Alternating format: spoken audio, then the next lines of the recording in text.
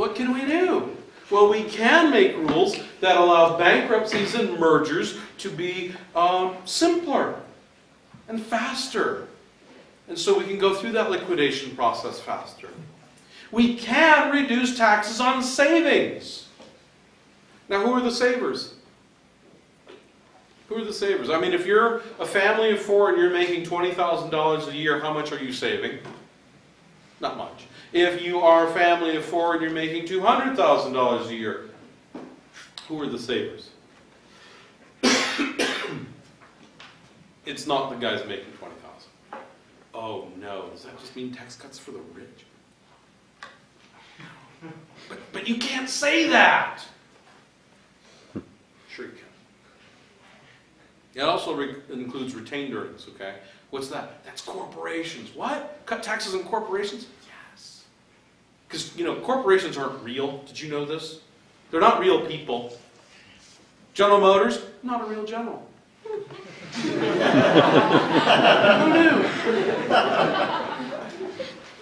So what's a corporation? It's just a collection of individuals working together to produce profit. And how do we do that? We have to make stuff that people want. We have to convince them to voluntarily give up their dollars to trade for what we made. That's what a corporation is. That's its only purpose, is to make profit. And that's a wonderful thing.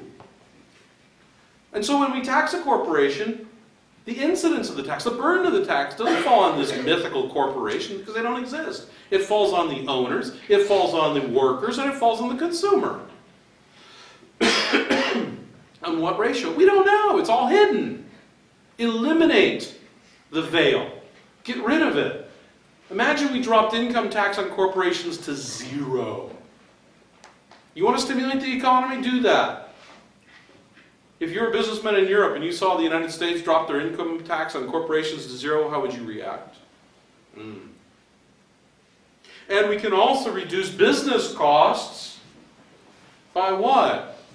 By reducing rules and regulations on them, by reducing taxes on them.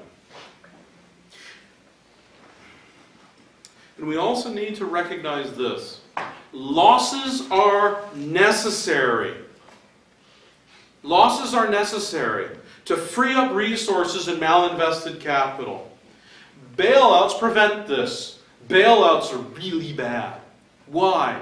Because if I screw up and then I get bailed out, right? Then I don't have to worry about screwing up. You see, screwing up, going on a business, that's a big fear. Fear is a motivator. Fear is an incentive.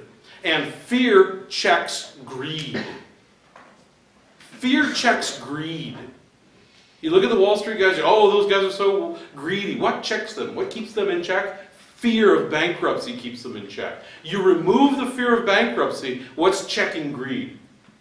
Nothing. And government officials, what are their incentives? Well, their incentives is to prevent big bad headlines.